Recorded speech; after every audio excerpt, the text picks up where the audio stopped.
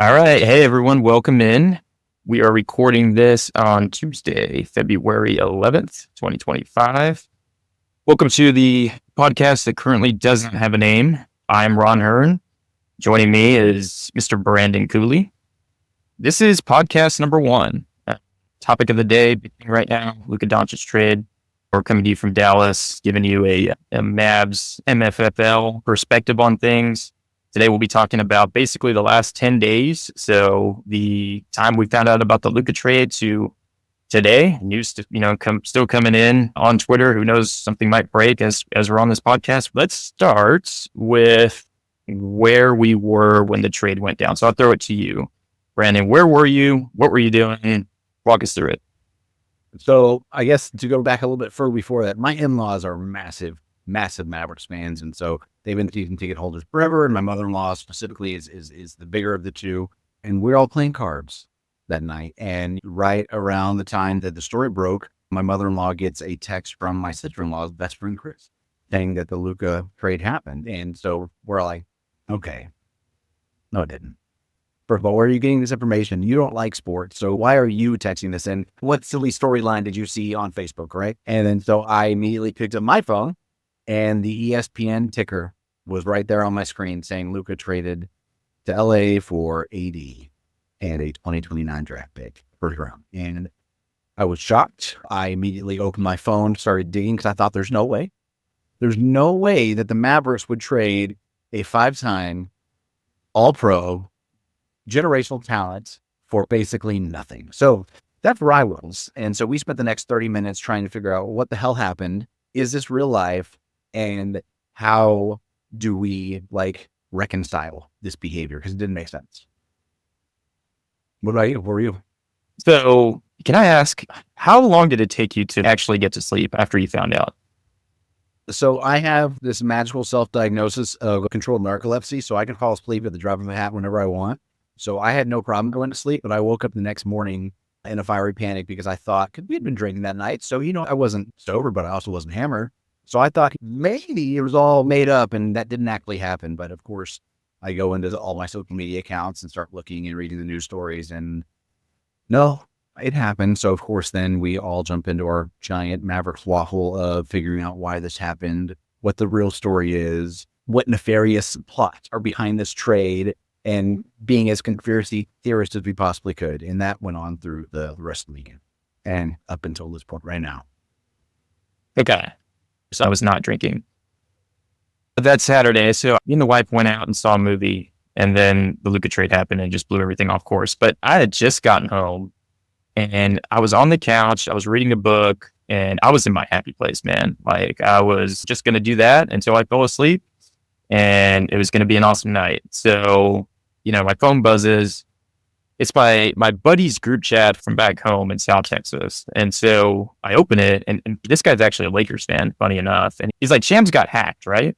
And so I read the tweet, and I'm like, yeah, there's no way that's real, right? But I better go verify. So log on to Twitter or X or whatever it is, and I start scrolling. And actually, the first tweet I see is from Mr. Big Ben Rogers, who said something to the effect of, hey, I just verified this, it's true. And that was the moment where my heart sank through the floor and really has not moved, has not moved in the 10 days since. I think the news hit at 10:30, 10:40, something like that, right? Like, maybe 11? Yeah, it was later in the evening. It was closer to midnight though. Okay. A little bit later than I thought then. My wife was sitting next to me. I told her, and she's a huge Luka fan, like really a Luka fan before a Mavs fan. But man, then we did not move for the next hour and a half. Like we just sat there on the couch, just scrolling, like trying to understand, trying to digest, trying to process what the hell just happened, right? And so, because I remember it was past 1:30 by the time we got up from the couch, went to the bed, and then I woke up the next day and forgot about it, right? For like a couple minutes. And then, once the drowsiness wore off, it hit me, and it was back to scrolling through the phone and just trying to process yet again, right? And just like you, that's what I did all weekend. So, but I will say this, like in some of the days, I think maybe the next night, I got to sleep fine. And then I woke up in the middle of the night and my brain just started going 90 miles an hour and, thinking about it, the why me aspect of all of this. How did the rest of how did your family react? Are they big Bass fans? My wife couldn't care less about sports. Okay. So within the first 30 minutes of all of us freaking out and diving into what may or may not have happened, she was already over it. So she's like, "Do we get back playing cards?" And of course they'll watch the game if it's an important one, but they don't. Yeah. It's my in-laws. They've got a vanity plate that says MFFL with the Mavericks logo on their car. They've been season ticket holders for 100 years and they live and breathe the Mavericks. The first thing that my mother-in-law said once it finally sunk in that, oh my God, this really happened. She said, "We're not going back this season. I don't want to go to another home game." The loyalty was just gone forever. And it was just so hard to believe. They took it really hard. My father-in-law's, he is still not well. He still gets into a little panic every now and then about how could they have done this? What's going on? Back to the why me? I mean, when you have someone like Luka that's electric and fun to watch and makes everybody around him better, it's so surreal of the question of how could this have ever made sense in any capacity? Yes. I hear you 100%. That's what it goes back. I mean, there was such a element of pride that we had the guy, right? We had the MJ, we had the Kobe, for so long, not only did we not, I mean, Dirk was me. I don't even know how to, he was Dallas's version of that. Right. But I never really saw him as, that guy viewed from a national perspective. Right. He wasn't all over ESPN. He wasn't all over the national stories. Luka was that globally. Right. People from all over the world, coming to Dallas to watch him. He had a global audience. He was the very definition of a superstar. And it was just, it felt surreal that he was one of us. Right. He was ours as an MFFL. And so, yeah, I mean, that's essentially, and we're going to get into fan reaction and all of that, but I think that's a big driver, is that we had that and lost it. So switching gears here, let's get into the trade. It seems so long ago as far as like, what were the actual assets and, did we get value and all of that stuff? So I'll turn it over to you, talk about the actual trade. What was exchanged between LA and Dallas, and does it make sense to you just from a pure basketball standpoint? Yeah, well, first and foremost, the fact that there's only one first round pick and it's for 2029, which is most likely going to conditionally turn to a second round pick, which is effectively going to be a nobody. That in itself is a slap in the face. And then when you trade 25-year-old Luka, not even in his prime, for 32-year-old aging AD who's perennially hurt, it's like, what are we doing now? But the lack of equity in this trade, I mean, I even watched someone on TikTok, they tried to put the trade through on NBA 2K, and the commissioner on the game denied it, said this is inequitable, this doesn't make sense, I can't approve this trade. So the fact that a video game understands the gravity of this trade, yet these GMs and presidents and whoever else is pulling strings for this deal doesn't get that, like, it just doesn't make sense. It doesn't make sense because we got so little when other players, like if you look at the Jimmy Butler trade, everything that came with that. If you look at any other players, they were pulling 3-4 first round picks. It's like, what do we not know outside of course, the conditioning, which we'll talk about that later. But what else do we not know behind the scenes as to why we got to where we are? So if we were to play, okay, so I'll just play devil's advocate on, I'll be Nico Harrison. So what I'll say is, well, Brandon, like we didn't want to trade him for 4 first round picks because our window's open now. We got Kyrie in Dallas, right? So we needed guys that could help us win now, right? Like, so what do you say to that? Because that's essentially what happened, right? As Nico said, he identified AD and was like, I need to go get this guy, right? Because we need to help Kyrie and win our championship in the next 2 years.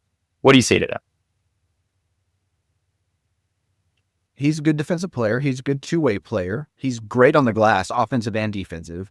He is everything that you want in what is an all-NBA two-way player. He checked every box, except he can't stay healthy. And as we saw, he came out of the gate swinging on Saturday. His first quarter was his best quarter of his career ever. I think he when he left the game in the third quarter with a non-contact injury, which, who's surprised about that? He had 25, 18, and I think 7 assists. So he was on his way to a pretty good-sized triple-double. And I would imagine he would have concluded that if he would have concluded the game as well. But what do I say to that? It doesn't make sense. You're not getting enough value in exchange for what Luka brings offensively. So the news just came out maybe an hour ago, hour and a half, 2 hours ago, because what I wanted to talk about originally was the Rob Pelinka, Nico Harrison aspect of the deal, where it was just them two negotiating for 3 weeks or a month or whatever it was, right? And they're meeting at a coffee shop in downtown Dallas, hashing out the deal, and it was never opened up to the rest of the league. Now the news breaks 2 hours ago, where apparently Dallas went to Minnesota, right, and tried to trade Luka for apparently Ant and Giannis, and they were rebuffed. Apparently, they weren't interested, and now I guess at that point, that's when Nico went to go and try and chase AD and try and make that trade happen. So interesting that they released that news today. So any thoughts on that piece, right? On trying to get Giannis and Anthony Edwards. You just named 2 people that fall in the Luka realm of being an untouchable player for a franchise. So Giannis, Ant, Tatum, Embiid, Wemby, Luka. Those are people you don't trade. Those are franchise building blocks. That's your star player. That's your guy for the foreseeable future. And so, of course, the Bucks and the Wolves aren't going to trade away their 2 top guys. Why would they? It doesn't make any sense unless it was for a haul of players and first-round picks. And even still, you still say, nah. Well, yeah, I was going anywhere. He's my guy. Yeah. So in other words, some smart front offices over there Exactly. understood that you do not trade your generational young superstar. So, yeah, I mean, I'm not surprised that the news dropped. What I don't understand is, obviously, if you want to trade Luka, does that make more sense to try and go get another young generational player? Yes. Right. I still don't understand how it goes from, okay, well, Minnesota said no. Milwaukee said no. You know what? Let's just go get a 32-year-old AD. Right. There's still that gap that needs to be explained. Right. That this news does nothing for. So, I mean, I guess it answers the question of, because some of the criticism post-trade was, well, why didn't you talk to anybody else? Right. And so if this is true, well, we did talk to other people. To me, it still doesn't answer the question. Effectively, talking to those 2 teams is talking to nobody because right. I guarantee Nico knew good and well that there's no chance either of those teams are going to budge on either of those guys. So that was strictly an optics play, and it can't be anything other than that. And optically, as a fan, that's a stupid-ass play because everybody knows they're not getting rid of those guys. Right. I couldn't agree more, right? Those weren't realistic options. Mm-hmm. So, I mean, what was it? To me, this was a 2-minute phone call in all likelihood. Picked up the phone, you asked for Giannis, they were like, no. And that was probably the extent of that conversation. The fact that this is leaking today, the Mavs PR team and Nico and Dumont have a complete mess on their hands, and they keep just stepping in their own shit. And this is just the 15th example we have in the last week of that happening. Well, and I think the thing that rubbed me the wrongest, if that's a word, which it's not, first is the social media team talking about PR. So Luka gets traded, and they have a welcome AD post before they have a thank you Luka post. What are they really trying to accomplish by doing that other than piss off the entire fan base? Because I was livid whenever I saw the welcome to Dallas AD. It didn't make sense that they were wished a farewell to what was going to go down as the best Maverick to ever play for the team. Didn't make sense. So some of the anger, the heat, everything that's going on right now in terms of what we saw last night, people getting kicked out left and right of the arena, sneaking in signs, the guy saying fire Nico in the kiss cam. I think it's helpful for people to understand what is our history as Mavs fans, to talk a little bit about Dallas and our fan base and the history of MFFLs. What does it mean to you to be a Mavs fan, right? Yeah. I mean, I originally started watching the Mavericks in high school. I was a big Cowboys fan growing up, and football was really all I ever watched. That's all my dad watched. He didn't really watch any other sports. But it wasn't until I got into high school and started hanging out with some other people that liked to play ball and watch basketball. And so I got to see Dirk really in 2006. That was my first like real look into the Mavericks and that team and the excitement that came around a finals run, which ultimately didn't, of course, happen. But that's when I first got introduced to the Mavericks. So I fell in love hard and really fast. And then, of course, we all know what happened the next several years after that. We had, lots of disappointment, not a lot of fun watching the game, but it was still built on that initial just love for Dirk and what he brought to the game, what he brought to the team, what he brought to the fans, how he, composed himself as a player. He never complained and bitched about the refs. He was just a good dude. And so that really built the foundation for my love for the Mavericks. And it's just kind of carried on from then. And of course, start dating my wife in 2007, find out her parents are massive Mavs fans. So then I just completely get entrenched in the Maverick culture of watching games constantly and really just following the team since then. What about you, man? I mean, talk about your history as a Mavs fan. Pretty similar start. So, I probably started watching at the tail end of the Nash, Finley, Dirk era. And so that's what got me into basketball. I actually got into basketball before football.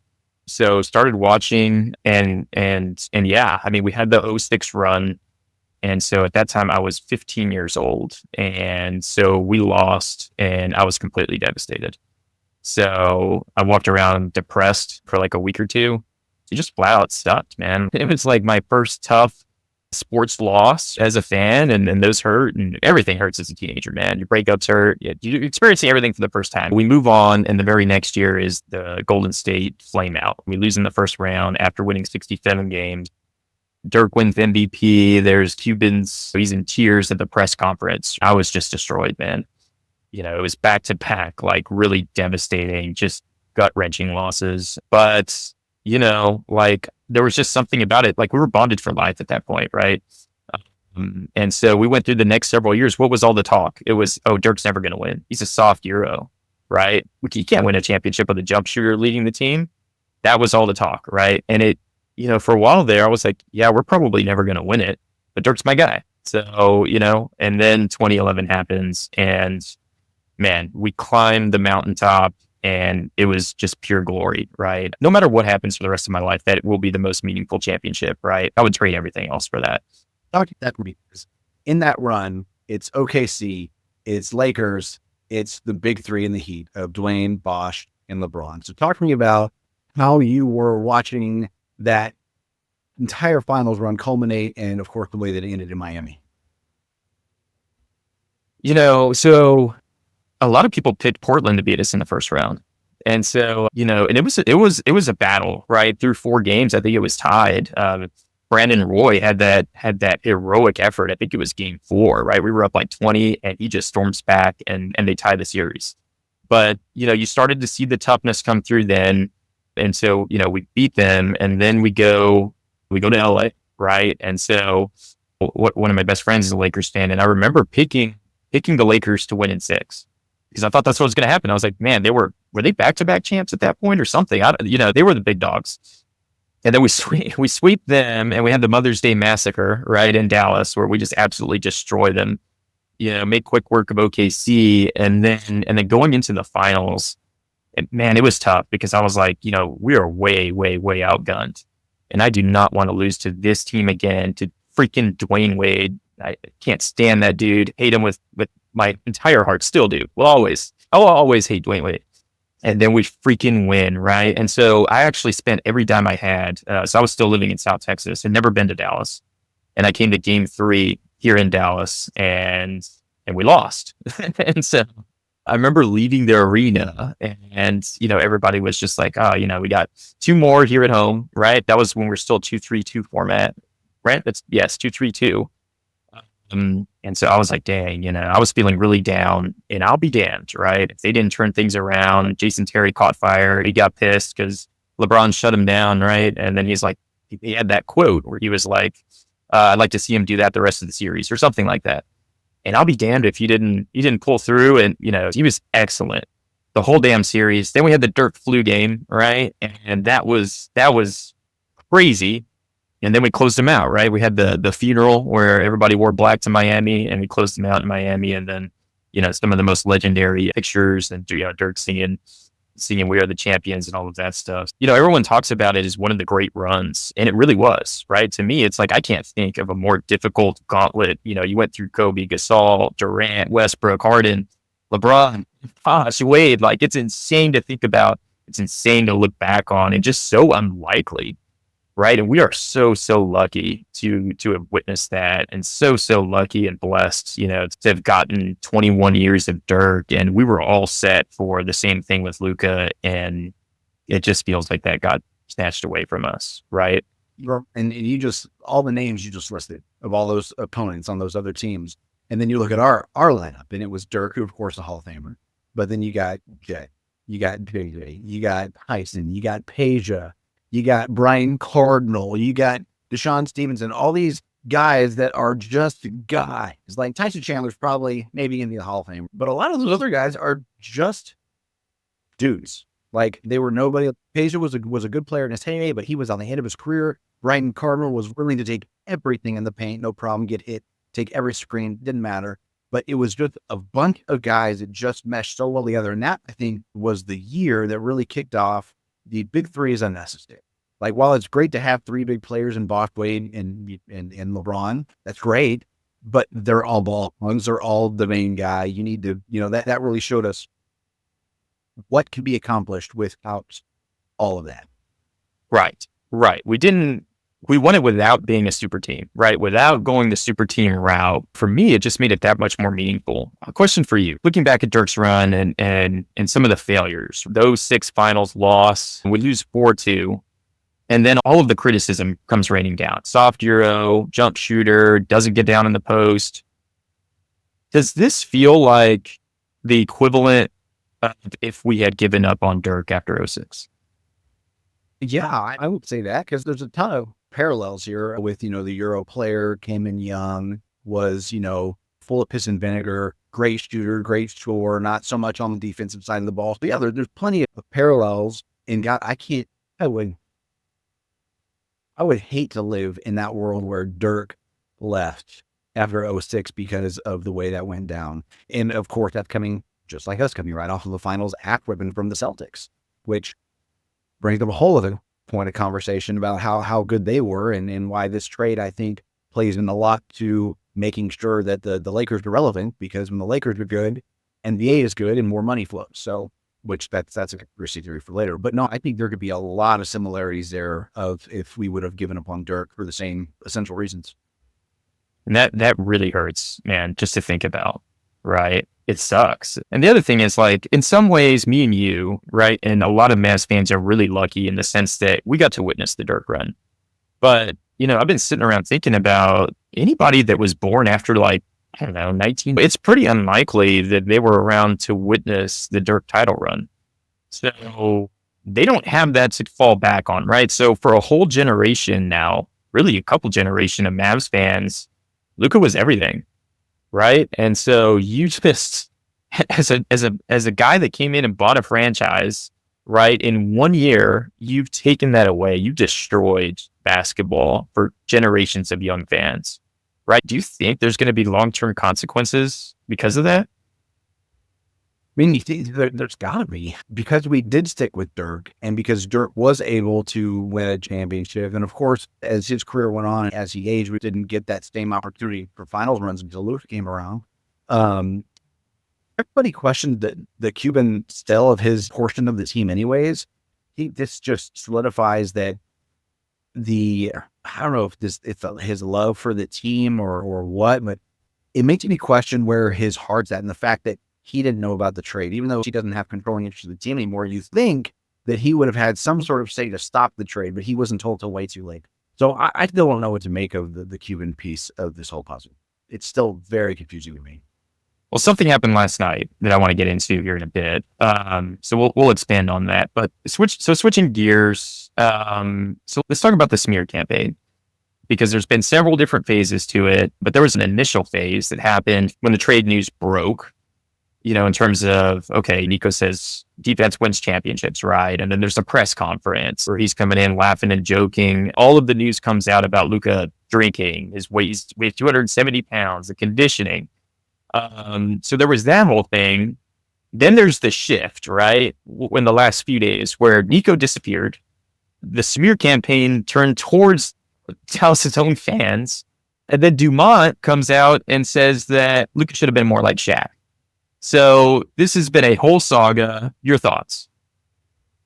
I don't understand what they think they can accomplish with the fan base by talking shit like that, because you just gave away our best player, a fan favorite, and then on the heels of that, you now just bash the dude. What can they think they might be able to accomplish by doing that? Because you just got rid of our guy. We're already fighting back. We're already wearing Fire Nico shirts, and we're already getting ready to do protests outside the first home game back since the trade. I'm not sure how in their right mind it makes any sense to do that, unless, like I said at the top of the show, there's any nefarious thing at play for the new Vegas resort owners to come in and try to make us all so mad that if the Mavs leave and go to Vegas as a franchise team, they were like, whatever, it's fine. We're so mad anyways, get them out. Which, who knows if that's going to happen. No. Do you think they expected this response? If they didn't, they're dumber than we think. Because in any capacity of any team, like, think about so let's use LeBron, for example. Whenever he made the switch from the Cavaliers to the Heat, that was his choice. He did that. The franchise hated him because of it. In Cleveland, of course, Miami loved it, but the fans hated it. The league overall hated it, especially teams that hated the Heat, hated it. And that was under the volition of the player himself. This was done without Luka requesting a trade, being woken up in the middle of the night, say, hey, we're letting you go to the Lakers for absolutely nothing. Sorry about the $15 million house you just bought. Sucks and stuck. I do not know what response they could have expected other than absolute backlash and anger. What are your thoughts on that? I mean, my genuine opinion is that they did not see this coming. And to me, it just speaks to an owner and a general manager that they just don't understand the city. They don't understand the fan base, right? Dumont's not from here and doesn't live here. Nico's been here a few years, so I would expect him to have the common sense, to understand how fans felt about Luka.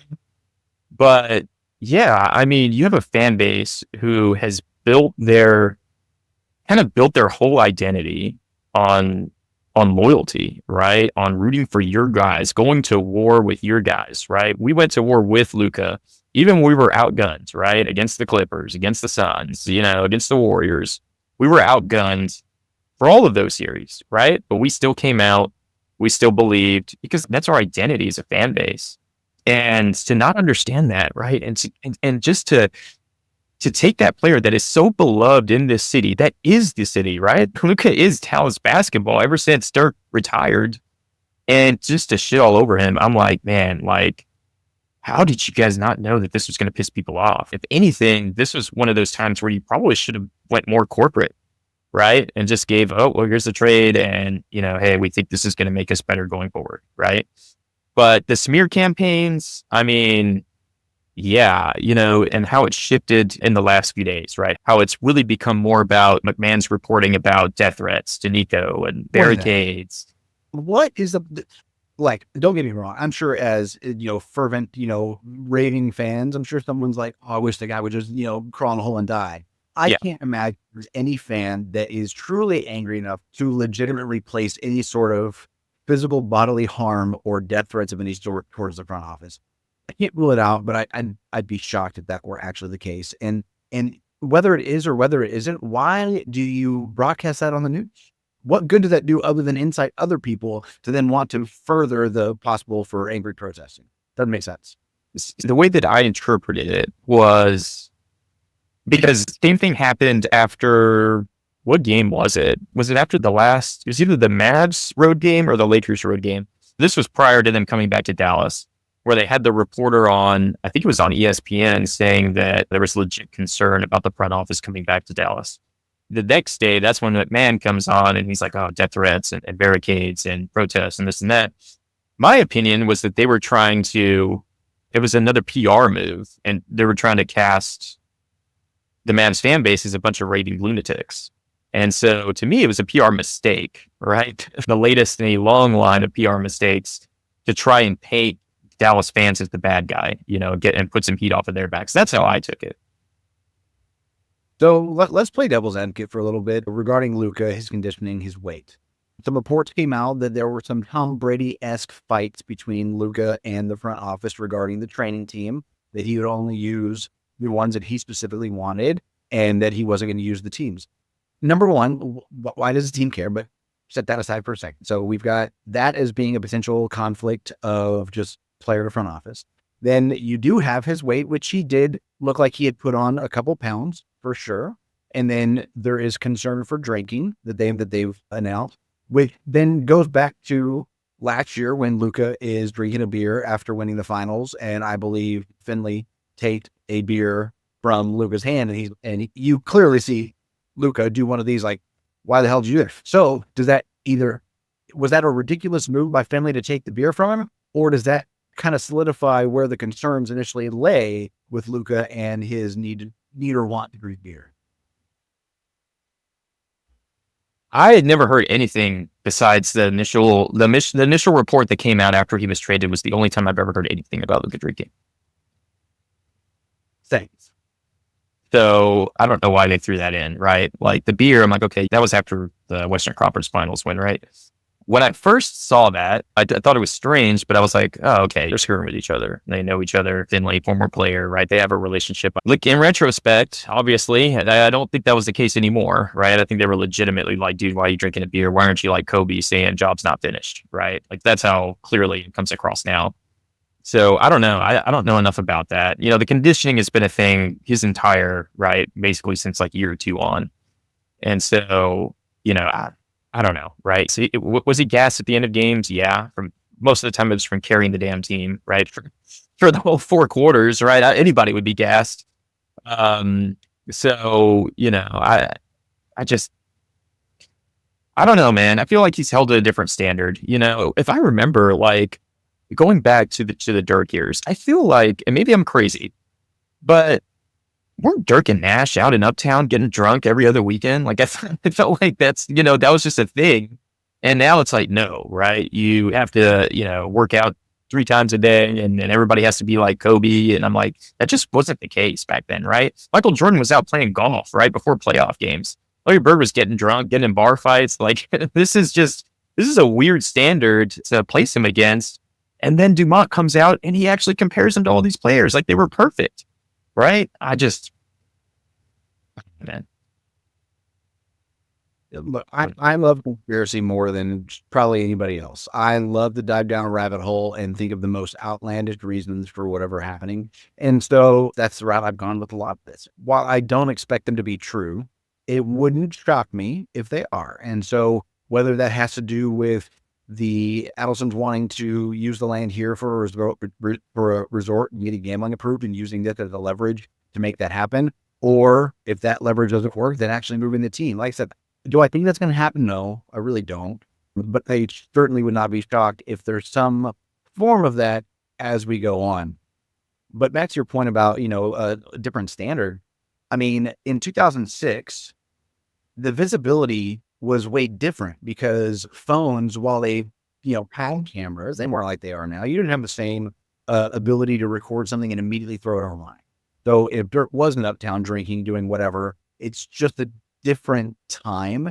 And with that comes a different expectation, a different standard, everything was different. And Luka, I think, is also being held to a different standard entirely because he went pro at 13, right? Playing for Real Madrid. And so he's always been better than everybody. He's never had to try to be better. He's run circles around everybody in Spain, in Slovenia, and then when he came here. And when his metabolism finally did slow down, and I'm guessing at that point he did not compensate with the conditioning and the weight room to make it work, because I mean, I think we can both agree Luka's not the epitome of what the ideal athlete looks like, right? From a muscular definitional standpoint, right? So, but that's been him. And I think Charles Barkley or Shaq said it, but that Luka is better than 99% of the league. So who gives a shit? He still took your ass to the finals. Yes. Now, the Celtics did not make us look good. They whooped our asses the entire series. And I think game 5, Luka was not in a defensive mindset. He did look visibly gassed. There's a lot of plays where he didn't even try to get in the lane to stop a dude. He didn't even try to draw a foul to stop the drive of the lane. There were some things that definitely made me go, that's not good. But at the end of the day, the Celtics were just a better team anyways. So the eventuality was the Celtics were going to win that series no matter what. And they were already at 3-1. You don't come back from 3-1. So what really mattered in that? Yeah, that series was over at that point. When the series was still in doubt, right? In games 1 and 2, Luka was the only one that showed up. Kyrie was terrible. Nobody could hit threes. It was few and far in between in moments where anybody else stepped up, right? But Luka was doing his thing. And then, I think hope kind of died out for him. And I'm just like, this is a mismatch. Like we're piling on Luka, but this is a mismatch. And everybody just forgot about the rest of the playoff run and how good Luka was, even defensively against like the Timberwolves, right? Like he had a lot of really fantastic offensive moments where people were finding it hard to score on him, right? One-on-one. Everybody just forgot about it and just, and moved on. Speaking of Luka, what are your thoughts on his reaction to all of this? Because he has been basically silent. Just like I said, the fans have a loyalty to him. I think that goes both ways. I think he's got a loyalty to the fans, and he doesn't want to shit on the organization that ultimately got him on draft night. Also, the first few moments of finding out that he got traded, he's woken up in the middle of the night to find out he got traded. How can you react? That was never talked about. He never brought it to the front office that he wanted to leave. He was anticipating a supermax deal. And if I'm him, based on the way the financials are going to break down for him, because he's no longer eligible for the supermax contract, he has to take like $100 million less, assuming he opts into an extension with the Lakers when she has the option to opt out at the end of this year too. So the uncertainty of where he's going to be, how he's going to land, it's massive. I think he would be silly not to sign back with the Lakers because I do believe that we'll see them make a deep run into the Western Conference Finals. And I would love to see Mavericks Lakers for the Western Championship. That would be great. And I would love to see Luka drop a 70-point triple-double every night. You have to drive home the point that our front office is so freaking stupid. I'm sure he bought a house for $15 million like 3 days before the trade happened. He wasn't anticipating this. So you're getting hit by a freight train in the middle of the night. And then, I can't imagine the emotions going through, but you even saw him sitting down in the first presser with the Lakers. He didn't seem happy. When he got off the plane in LA, he took some photos because he's a good sport. He's going to do the right things from a PR standpoint, but he clearly wasn't happy. And nobody is happy. The only person that seems to be happy is Nico as he's making, jokes and laughing, starting the presser. Just going to jump back to that. Where was he when AD and Max Christie were here on the intro to them as a player? This is the only time that he hasn't been on the podium with the new players traded in. So what's that about? What's your opinion there?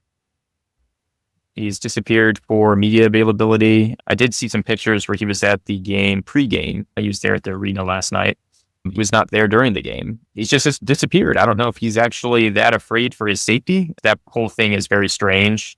I do think maybe there's some regret here, right? Because the PR team, or just the way the Mavs have gone about this, and they just continue to step in it day after day, and Luka's just silent. I think this makes Luka look so much better.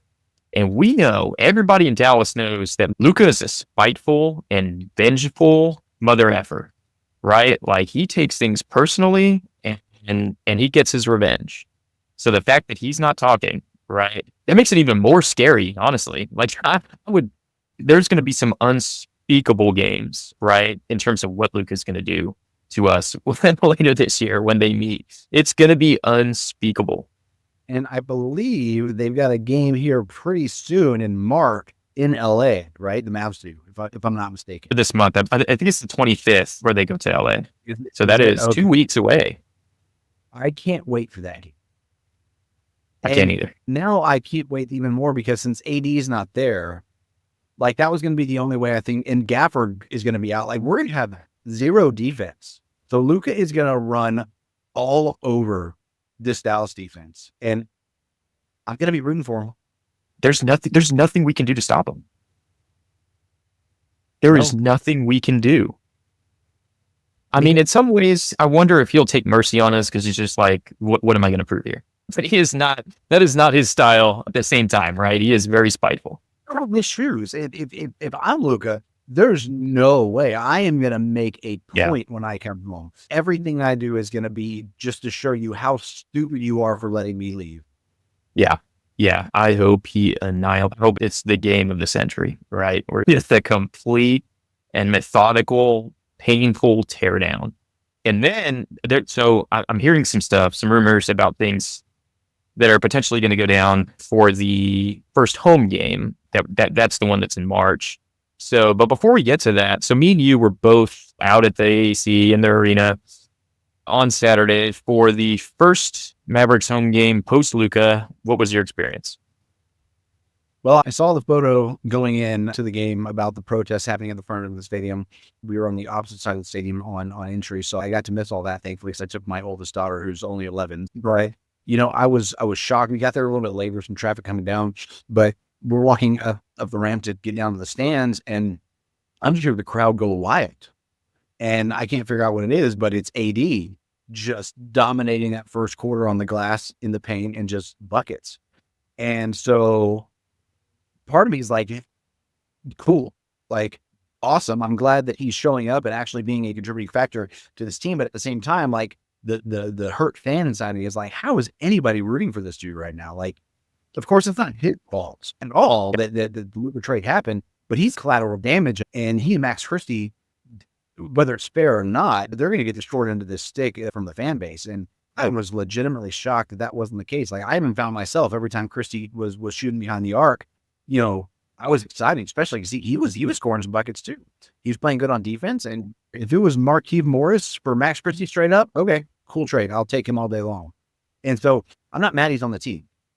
Throughout the game, it was electric. We were up by almost 20 points at the half. And I'm like, all right, here we go. And when the Mavericks started doing Maverick things, and that gap got a little bit tighter and tighter and tighter, and all of a sudden it's like a 4-point differential. And then AD gets hurt. I'm like, oh God, here we go.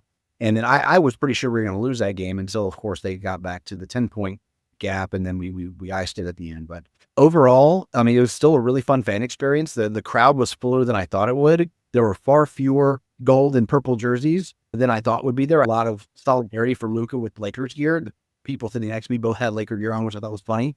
But that was pretty much it. But overall, I was surprised. What about you? You were there as well, right? Yeah, so we left home a little bit late. The wife wanted to go to the protest. So the goal was to get there early. We got there so the protest started at 12. We probably got on scene maybe at like 1:15, somewhere around there. It felt like the heart of the protest was over by that point. It lasted maybe 20 minutes longer from the time I got there. And so, yeah, I feel like I didn't get to see it at its strongest, but it was a decent sized crowd. They had some good chants, right? They did the, he's not fat, bring him back, and all of those types of things. We had the Fire Nico truck driving around, and that would get cheers, right? The whole crowd would go nuts every time that would drive by.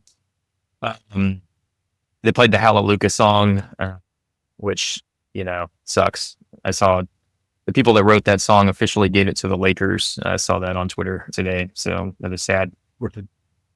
Sad development on that side, but I thought things were pretty tame overall on the protest side. So tried to get into the arena. I had this shirt on. Didn't let me in. They were like, yeah, that's obscene. We had an order come down from the top. So they had security escort me over. And so I'm talking to the security guard, and he's like, yeah, you're like the fifth guy I'd taken to do this. And at least two of the other ones completely cussed me out. And so he's like, man, I just want there to be basketball. Right. And so, I don't see any point in treating Mav staff like shit. Like they're not, this isn't coming from them. So I just complied. And then we went our separate ways, and I went into my seat. When we got to the section, it was pretty clear by the people around me that my usual seatmates had either given away their tickets, sold them, or just didn't show up. So it felt to me like that was the case in large part for the whole section, right? I felt like there was a lot of people that weren't usually there, like the hardcore fans. So it'll be interesting to see if that's the case, next time we go, if we do go again. But I'm just like you. I felt really weird. I didn't know whether to cheer. I just felt kind of sad and bummed.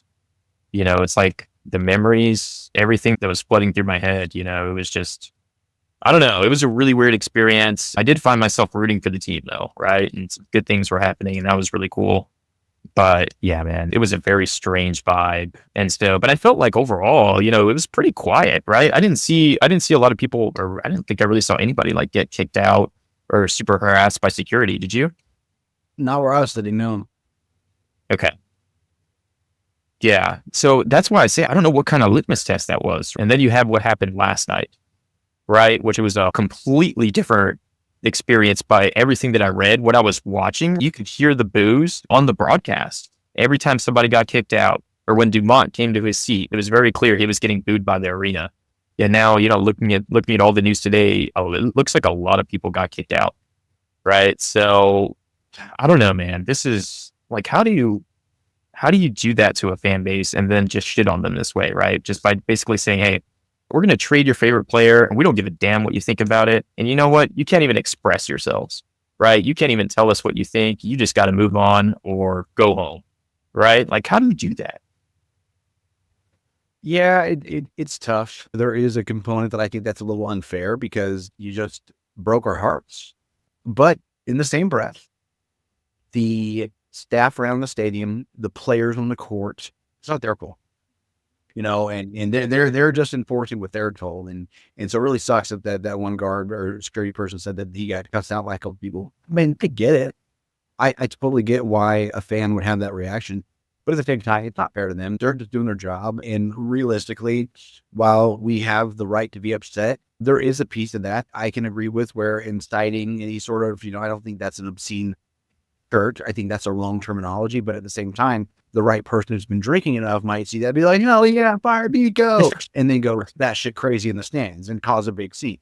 So I definitely get that. And you never want to see that because, like I said, I have my 11-year-old there. I don't want her to be somehow wound up in a fan interaction that gets violent or messy or beer thrown. That's not fair to her. And it's, of course, not fair to any of the other fans that are in the area that are there to truly watch the game and enjoy and be a fan, right? So, yeah. Do you think there's an element where you're making it worse, though, by not just getting it over with, right? What if for a couple games you just let fans bring the signs, bring the shirts, right, and get it off their chest, right? Are you making it worse by just suppressing the pain and anger of your fan base? I think because there's so much cloak and dagger with how this all happened and so much just behind the scenes that we don't know about, I wonder if there's some projection going on from the front office that they're feeling the guilt of or maybe Nico's feeling the guilt of what this has done. And so they're just trying to, cut off the source. And he doesn't want to pull that proverbial Band-Aid off because he doesn't want to take any more blame because one of two things is going to happen. Number one, which is already happening right now, he has been made the villain of this town and he's going to be hated for a long time. The other side is this turns out to be the most amazing trade of all time and we make a finals run and win.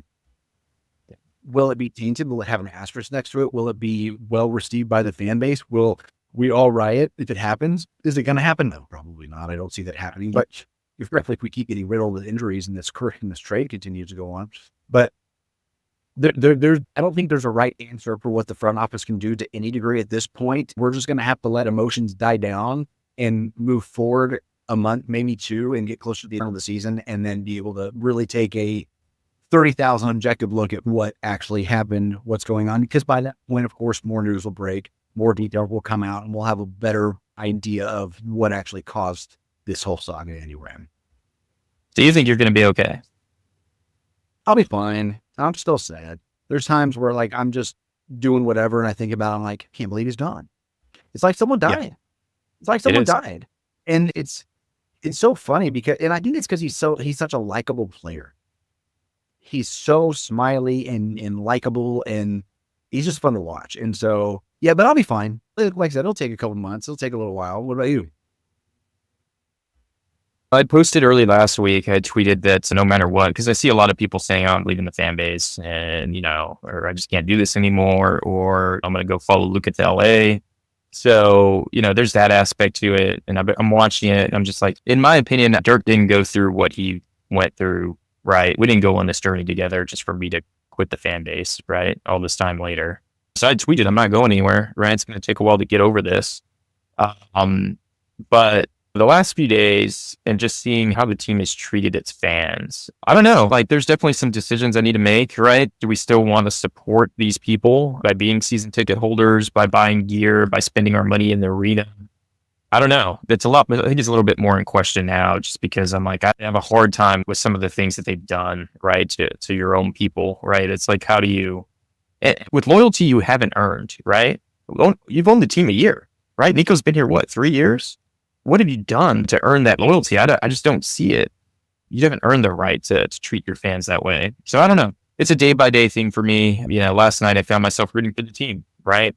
And so if I can just separate it to just basketball, maybe there's a way forward. But every day it's something else. I get more and more pissed off. My hatred specifically for DeMont and Nico grows, every single day. And I'm just like, you know what? Hopefully Nico's going to get fired soon, whether it's next month or next year.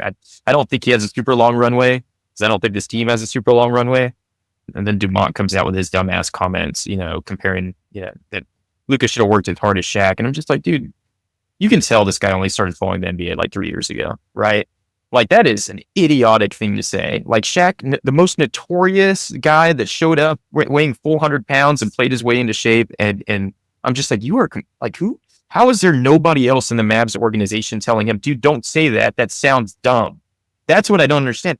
Do we have nobody that understands the history of basketball in the Mavs? That's why I think there's some people above the governor and the GM pulling some strings and saying, these are the talking points. This is what you're going to follow this company line moving forward. Which is why I think for me, last night's loss was so tough. I mean, super close game all the way through the fourth quarter, goes into overtime. And had Luka been here, that would have been Luka puts a team on his back and scores 10 buckets in the fourth and a clutch 3 to ice the game, and overtime never would have happened. So now, granted, if AD wasn't hurt, how many blocks would he have had? Because I don't know if you saw that stat pop up at the game on Saturday. That was the franchise record for most blocks with 18 in the game, which is just bananas. So, which brings us what's going to happen next with the team? Well, you're on your 5th string center, so there's that piece, and you're putting the entire weight of the offense on a 32-year-old point guard with a bad back. So yeah, that's a damn good question, right? What does the future look like? Because you're one loss, I think, out of like 11th place, and yeah, I mean, half your team is injured. Who knows? While we were recording this podcast, I don't know. Maybe there's been some news on AD, but the fact that we haven't heard anything doesn't make it sound good. So if I had to bet right now, I'd say we're probably missing the playoffs, right? And what are the ramifications? How's the fan base going to react? And what are the news stories nationally if that happens? It's depressing is what it is. But you know what? That's okay. I grew up as a Cowboys fan, so I've been used to a general manager making poor staffing and personnel decisions basically my entire life, with the exception of when I was little and getting to see the 90s championships. But since that point, I've gotten so used to a general manager making bad decisions with trades, with who you're going to draft, with who you're not going to draft, and, just everything that comes along with it. So I think that's maybe why I'm doing a little bit better with this from a general manager making a bad decision standpoint, because I've been living with, this is more or less new to you. And it was with a player that you never expected to happen. So yeah, I think that's a good point. I never wanted my relationship with the Mavs to be like my relationship with the Cowboys, which is just, I don't care, because I don't believe in anything that they do. I wasn't around for any of the Super Bowls, so I've never known success with the Cowboys. They've never reached a conference finals while I've been a fan. So I'm just like, there's never been any hope on that side.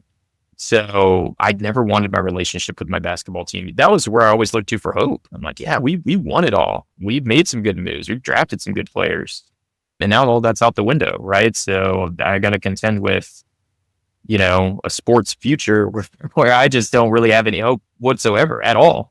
That's tough to contend with. But, I think in the immediacy, it's just, we have to figure out. There's a lot of stuff that we have to figure out, but when we talk about future of the Mavs, it's just, yeah. I mean, personally, I got to figure out if I can get over my hatred for these guys, right? Because it is a burning fire, man. I despise Nico. I despise Patrick Dumont, right? Like, I can't wait to go to the next game so that I can get kicked out again, right? And it's just like, my wife's looking at tickets. She's like, yeah, if we can get some tickets for $10 this week, to the Warriors game, maybe we should go and get kicked out. Like, that's what it's come to, man. That's what fandom has come to. That is sad. That is incredibly sad. The AAC doesn't have to be all despair, because the Stars are looking great. They're third place in the league. They're second place in the West. They have so much good going on, and that could tee us up to leading the way to the other half of the AAC moving forward to this season, and watching the Stars hopefully make another Stanley Cup run. So that great point. I was actually just thinking this morning, right? If I cancel my Mavs season tickets, can I buy Stars? Right? Like, I need something. Okay. So shifting gears, I think we definitely need to do another episode of this and actually talk about the future of the Mavs, right? Basketball wise. What do you talk about AD, right? Figure out what we think a healthy Mavs team looks like, what it can accomplish, right? Do we think, the goals that Nico has talked about, is that achievable?